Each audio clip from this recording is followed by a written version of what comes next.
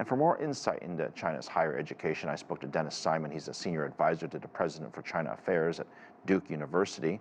He's also a professor of China Business and Technology at Duke's Fuqua School of Business. He begins by explaining how Chinese universities, well, reach this level of prestige.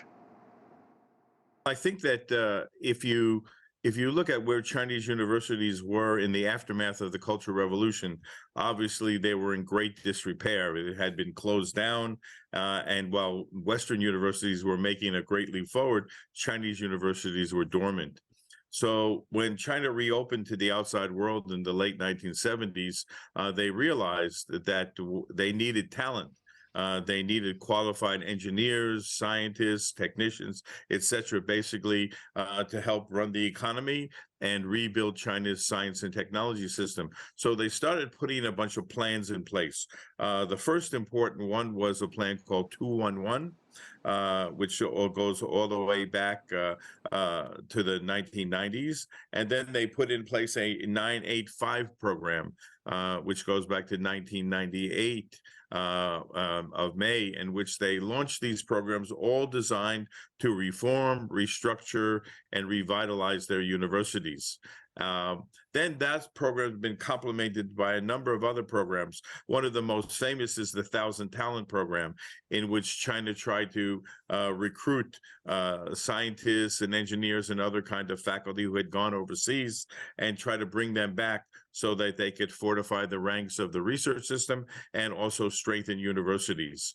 But the big one that's right on the agenda right now, that started in 2016 and has been running in several phases, is called the Double First Class Program. Now, that program is important because China has identified about 140 or so universities. Now, that doesn't mean each one is the whole university. In some cases, it's disciplines that have been selected within certain universities. And in other cases, like the most famous ones like Tsinghua or Peking University, it's the entire university.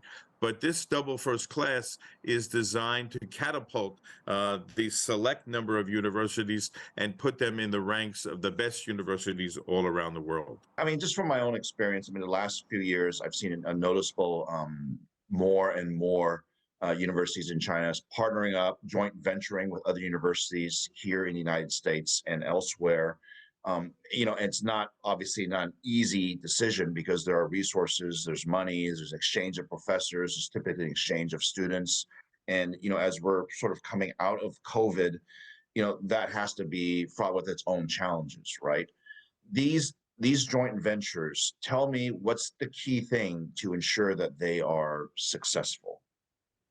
Well, they give 2 degrees. They give an American degree, let's say, or a UK degree in the case of UK universities, which means that they have to meet the academic quality standards of the foreign university. Also, in many cases, 25% or so of the faculty have to be affiliated faculty that are drawn from the home university. And these are some of the rules that have been in place, put in place by the Chinese government to ensure that the quality being provided is indeed world class.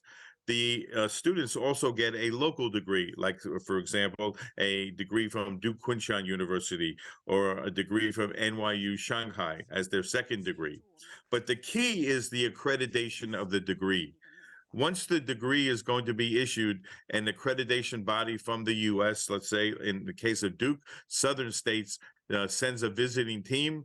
They look at the curriculum, they look at the faculty, they look at the teaching facilities, and if they can find equivalency, then they can approve granting this foreign degree for students who attend the joint venture universities. But it's a growing process. It takes time to get there. And it takes a lot of effort to stay there and to make sure the quality is maintained. For professors like yourself and many others who have made the trip to China back and forth, and have looked at probably hundreds of different syllabuses, what advice would you give to professors that are interested in teaching to China, and how does that improve, I guess, the curriculum and increase the notoriety or the global presence, if you will, of universities in China? Because I'm sure that professors like yourself are a great asset to universities who are trying to move up the global rankings?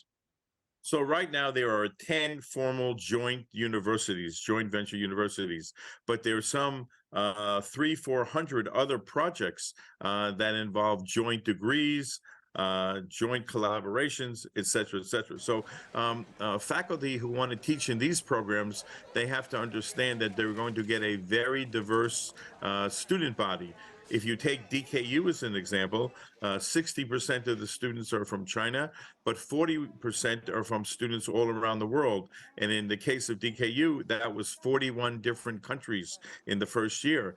Most U.S. universities don't have that level of diversity in terms of targeting your teaching to a particular group. So I think you have to have an appreciation for the diversity and the fact that a good chunk of the students who are from China will not have been exposed to Western pedagogical models like it happens, let's say, in a liberal arts education, and they must be prepared to answer the question, what do you think?